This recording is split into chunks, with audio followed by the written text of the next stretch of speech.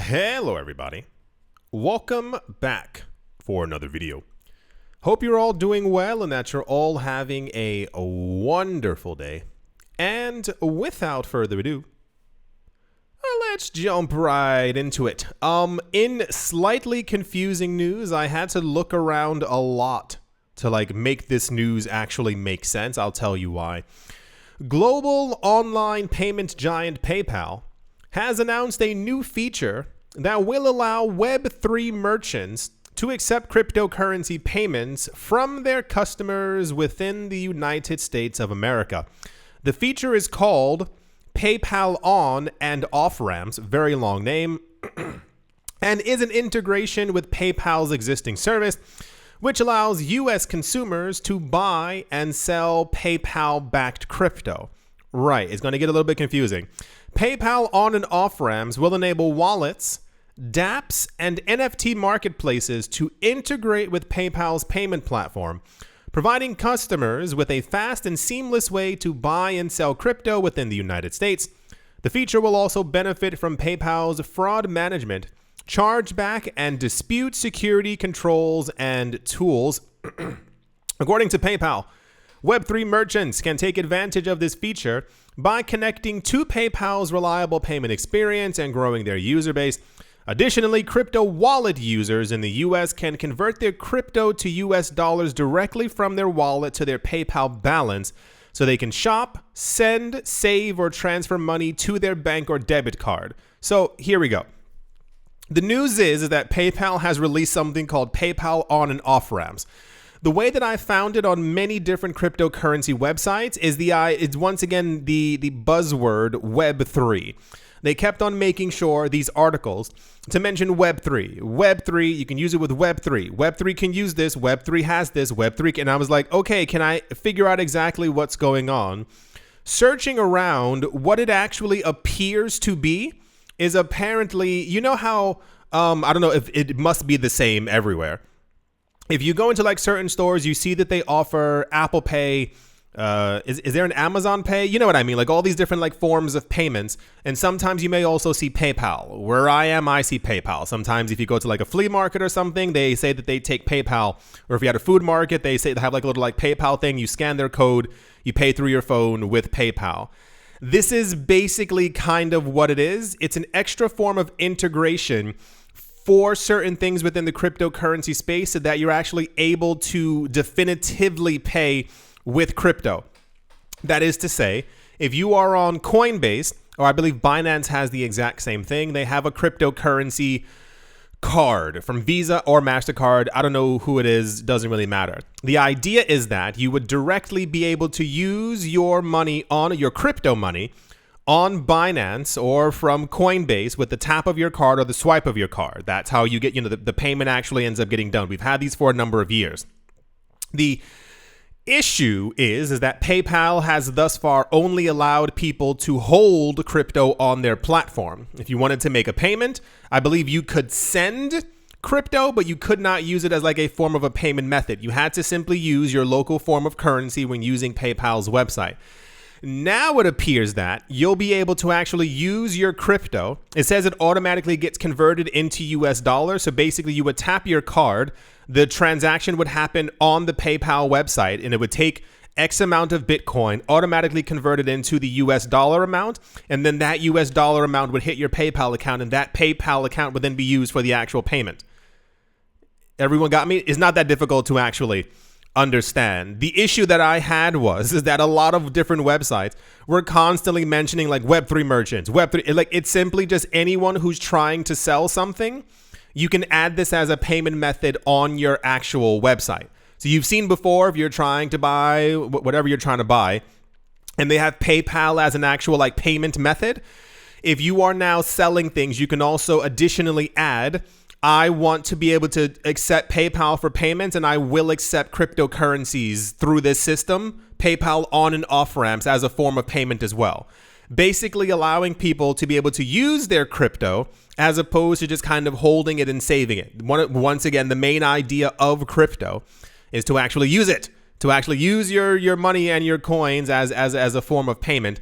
I still don't think that many people are going to be too keen on using their cryptocurrencies, especially not right now, under the idea that Bitcoin could potentially do a 9 to 10x in price from where it currently is right now, and therefore nobody wants to be the pizza guy selling off their crypto a little bit too early or using their crypto. I'm still of the mindset around $500,000 to $1 million Bitcoin, people will be using their Bitcoin to definitely buy homes and cars and a whole bunch of other things. So yeah, this was very, very popular news because the word PayPal was here, the word Web3 was in every single article, and it basically is allowing people, merchants, not only Web3 merchants, who want to be able to accept crypto from other people. You can now do it. So you can now not only accept the US dollars or whatever you're getting accepted with PayPal, you can now also have crypto as a form of payment as well, which is great,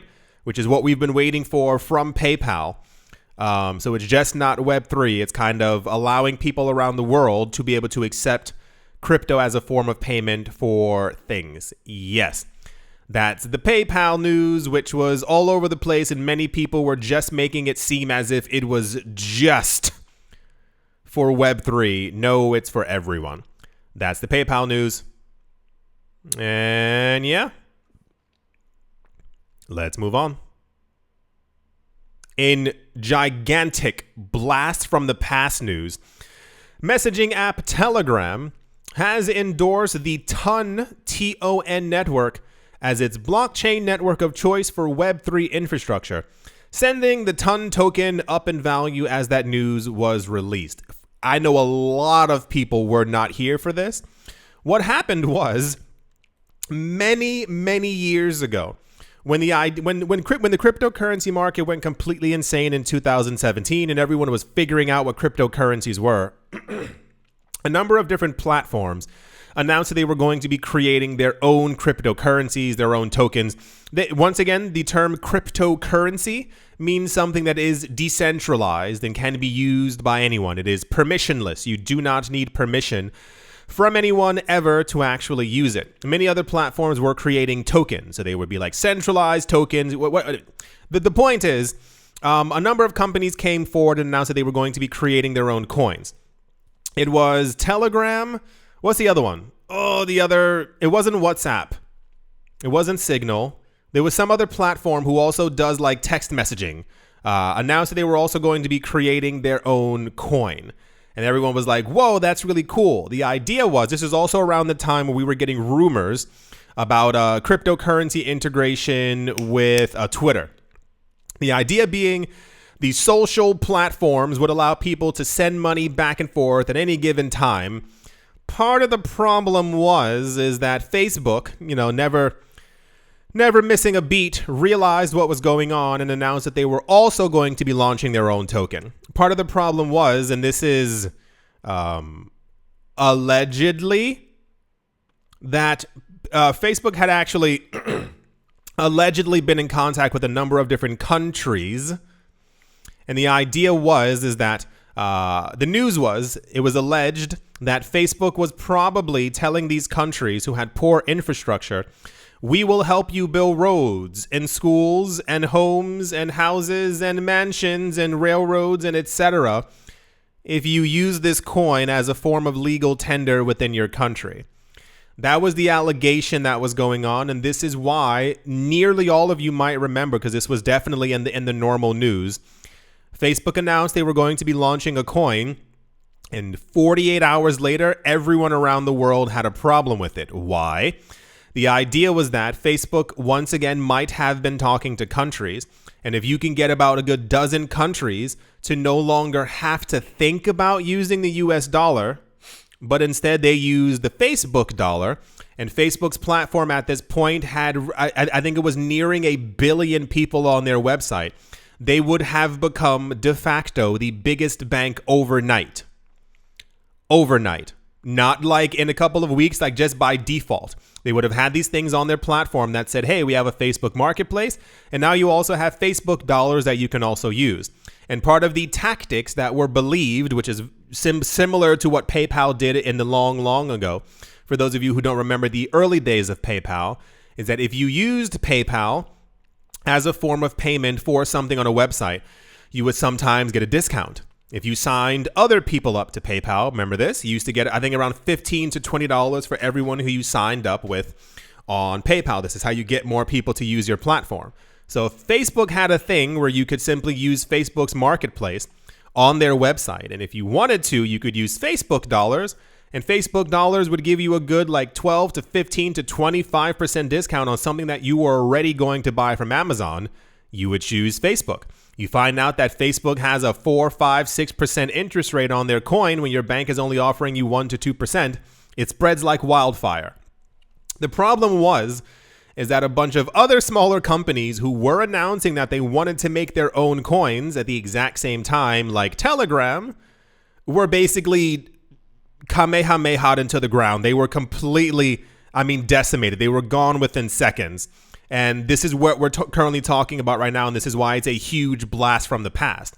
Because the idea was when, how do I say this? When decentralization and privacy were more of a thing in the world, where people really cared about decentralized currencies and being able to use them as they so wish when they so wished, the idea of a secure messaging app that was, I think, Telegram's encrypted, also having a coin seemed like a gigantic win-win.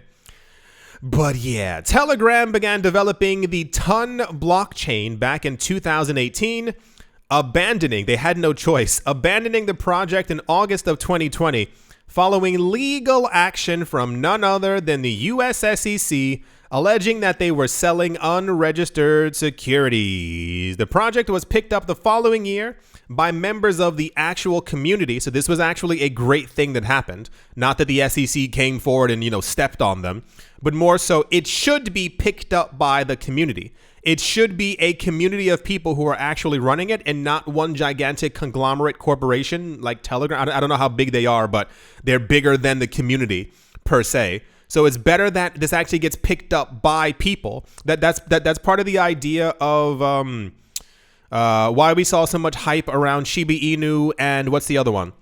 And Terra Luna Classic. And also to a lesser degree of the revival of EOS, because it was more of a community-led project as opposed to a gigantic company. It was more of a, hey, we're developers, let's take this under our wing and kind of do this, as opposed to the big company who was running it before.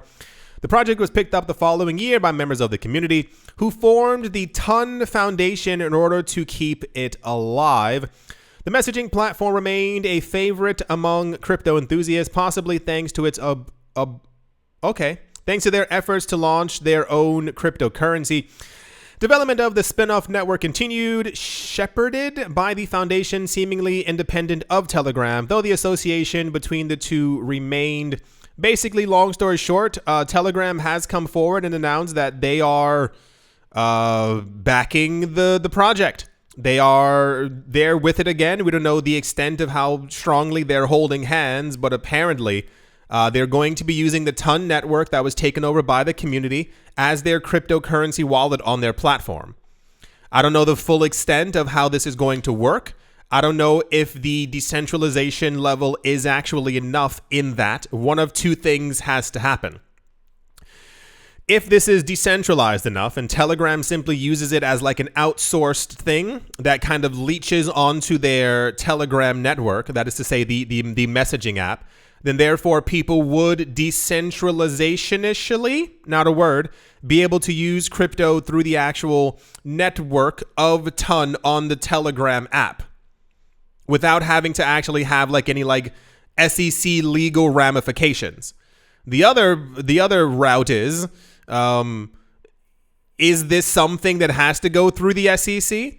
If it is, and Telegram integrates this into their platform, will you as a Telegram user then have to do know your customer anti-money laundering things in order to be able to use this cryptocurrency wallet?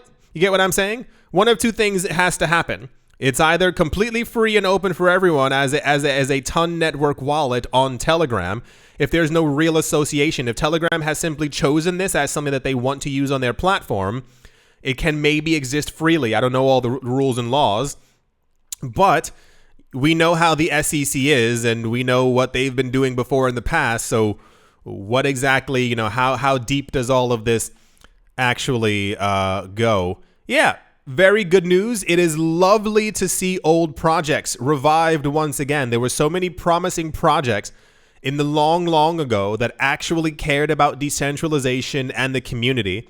And it looks like some of them are popping back up. EOS is in the news every now and again.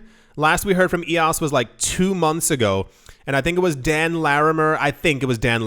Apparently was like supposed that he was going to join the project once again. I hope they're cooking up something good, because they've been very hush-hush. And other projects have not been. They've been kind of loud and vocal with what they've been doing. But yeah, it looks like the Ton network is back. And let's see exactly where this ends up going over the course of the next year or so. That's the Telegram news. And yeah, let's move on.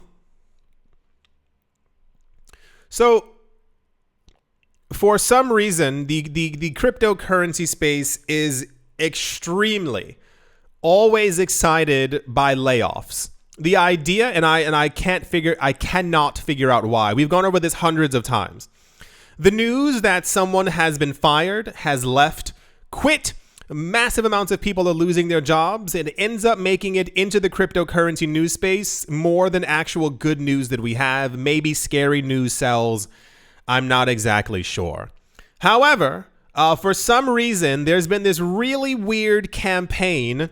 I know why. If you can figure out why, then you are also, that's been going on against Binance over the last couple of years. I firmly believe it has to do with the fact that Binance is the largest crypto exchange on the planet, regardless of how many times the US SEC keeps trying to throw mud at them, because I do believe that someone is being paid behind the scenes somewhere, because the amount of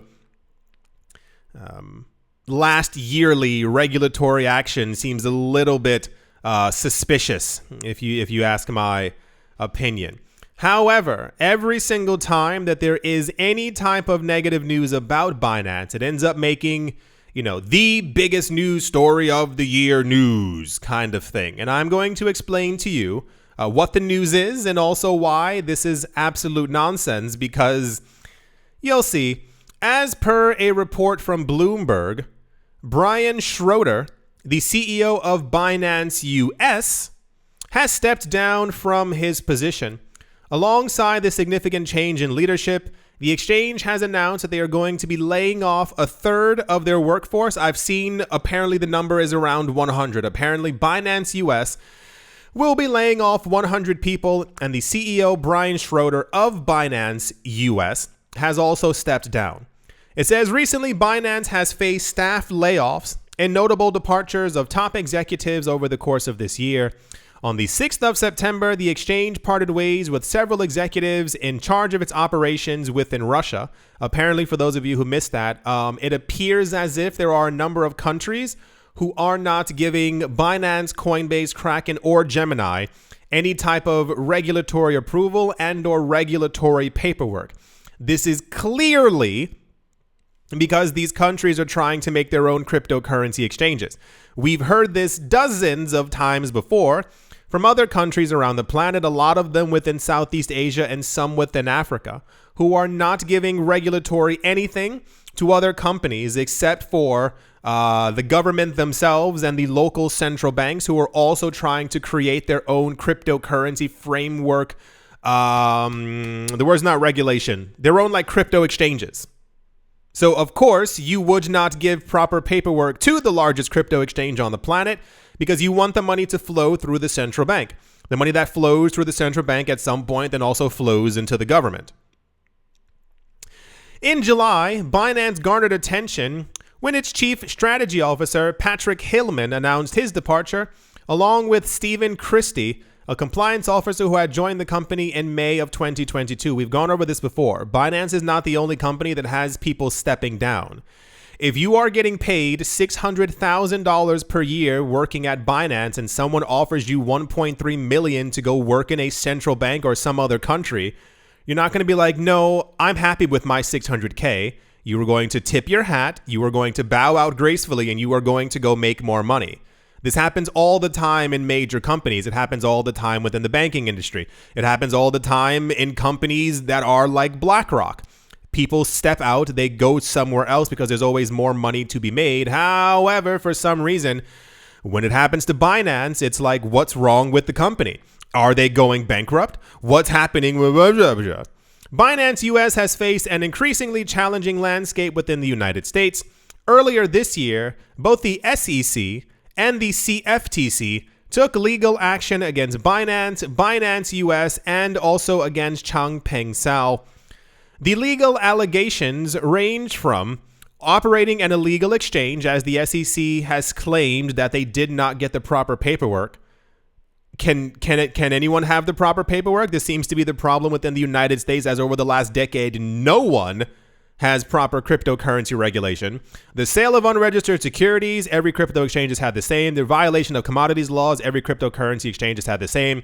And the mishandling of customer funds, this is the same exact thing that was put against Coinbase from the SEC. The allegation being, what are you doing with customer funds? Can you show us what you're doing with customer funds? And if you can't show the SEC what they need to see, therefore something's wrong. The problem, air quotes, with Coinbase was that Coinbase allegedly was offering products to people within the United States of America, such as staking. And as they could not explicitly prove to the SEC that these coins were going to the protocol or whatever the case might have been, this is when the SEC told Coinbase to delist every single coin from their platform. We get news that the US SEC has told Coinbase that they need to delist every coin in their platform except for Bitcoin, and no one says a word about how something might be wrong at Coinbase. But the moment it happens at Binance, the world seemingly is actually ending. So, to clear it all up, the news is that the CEO of Binance US departed. He left, and apparently they're going to be letting go, firing over 100 people. The most popular news story by far. It's all over the place. And I'm going to tell you exactly why. The moment I saw this news, I was like, oh, that's why. I mean, clearly, this is exactly why this is going on. For those of you who were not here in the past, I can't even give you a proper time frame for it. It says Binance US cuts 1/3 of their staff, president departs, and it has an exclamation point because, it's very exciting news that people are losing their jobs because everyone in the cryptocurrency space loves sad news for some reason. This is an article from the Financial Times. I can't give you the entire article because for some reason the Financial Times thinks that I want to pay for news that I can get free from somewhere else. It says Binance US to suspend dollar transactions after payment partners pause activity. Do a lot of you remember what happened around June, July? Anybody? Anyone out there? What happened is the SEC came forward and basically said, we don't like Binance for whatever reason. Wink. The other part was they said we don't like Binance US. The creation of Binance US was to make sure that Binance was regulatorily compliant within the United States and had a set up place within the US that regulators could walk into at any given time and say, you're doing X, Y, and Z, you're doing A, B, and C, let us see what you're doing, blah, blah, blah, but sandbox kind of thing. This is why there's a difference between Binance and Binance US. The reason why we're at this situation right now is because the US SEC claimed that Binance was doing something wrong. They were offering too many things to US customers, and none of these things went through the United States. So Binance said, cool, I got you, bro. And they announced, remember when Binance US announced that they would be transitioning from a cryptocurrency exchange in that you would be able to trade, buy, sell, stake. You'd be able to put US dollars onto the platform to be able to buy cryptocurrencies. They announced that they were going to be transitioning to a crypto-only exchange. For those of you not looking at the screen, this is an article from Binance's website, from Binance US's website, from around, I believe, mid-July. It says, on the 13th of June, Binance US began its transition to a crypto-only exchange, which means we are no longer accepting US dollar deposits and withdrawals for the time being. Binance US completed this transition on the 21st of 2023. We have known for a while that Binance was going to transition from Binance US from a gigantic money-making operation to a smaller one because they're only dealing in crypto. Apparently, they have some type of regulatory approval that allows them to allow other people on their platform to only swap crypto back and forth, but you can no longer buy, I believe even also sell on Binance US. You can still withdraw, but you cannot swap it into US dollars, anything. So logically, it would seem if they've been preparing for this since around June or July, that they would have to let go a large amount of people who were actually helping them for the portion of the website that was dealing in the other operations for US dollar compliance and swapping into and buying and selling on their platform. I would also go as far as to assume that they're probably going to be making less money because they're not regulatorily allowed to do what they were doing before. So this gives extra money to the other cryptocurrency exchanges. As Binance US, we can only assume that since the SEC has been breathing down their necks since the beginning of this year, that they're making less money. I would assume that, hear me out here, I don't know what happened, I wasn't in the room. They probably told the CEO of Binance US, you're going to be making less money as well. We have to downsize because we don't have the paperwork from the US SEC to deal in US dollars anymore. This guy was probably like, okay, cool. Sounds great. I loved working with you guys, but I've also gotten an offer from other company. Not sure why people like to make sure that Binance news is kind of like some, crazy, is Binance ending? Binance must be, on their final legs kind of news. Nope, it all makes sense. It's just about reading, which a lot of people in the cryptocurrency space don't do, because I think they see news constantly over and over and have been seeing news since 2018 that something's wrong with Changpeng Zhao, something's wrong with Binance, something wrong with the entire operation. Once again, similar to Tether. As far as we can tell, it seems that not a lot of crazy, terrible things are actually bad with Binance. And I say as far as Binance US was no longer allowed to offer certain services on their platform, but they're still allowed to function as a US exchange. I assume that if something had been terribly wrong with Binance and Binance US, they would have been told to shut down completely within the United States. Can we all agree on that? I don't assume Gary Gensler on his whatever the fudge he's doing right now would have allowed them to stay open at all. I said this before as well for Tether. I do not think that if something was inherently terribly wrong with Tether, that we would see it on every cryptocurrency exchange. Can we all agree with that?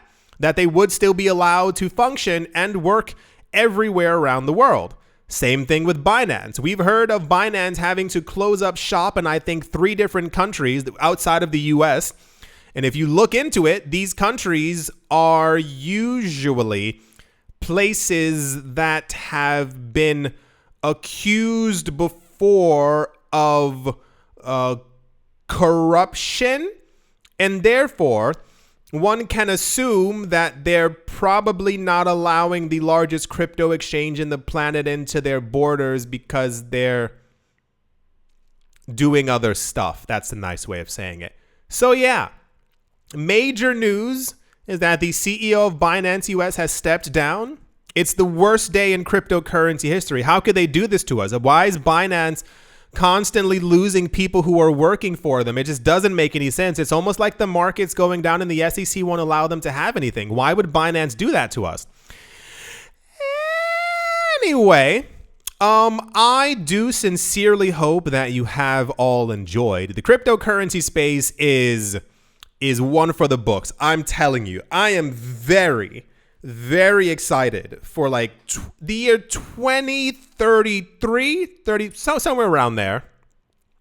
The documentaries that we're going to have about the inner workings of stuff that are going on right now within the cryptocurrency space, I literally, chef's kiss, cannot wait for it, because I can only assumptionally, not a word, that the amount of corruption going on behind the scenes is egregious. The amount of articles that we keep getting from news publications, major news publications, talking about that something's wrong or something, and all these billionaires who keep getting into it, and the billionaires who own these news publications were talking negatively about crypto. Absolutely incredible. I do hope that you've all enjoyed. I do hope that you all are having a great day, great morning, great afternoon, a great evening, wherever you are, wherever the heck you might be. I do hope it is absolutely fantastic. Thank you all once again for watching, listening, liking, commenting, and or supporting, and I will most certainly be talking to you all soon. See you.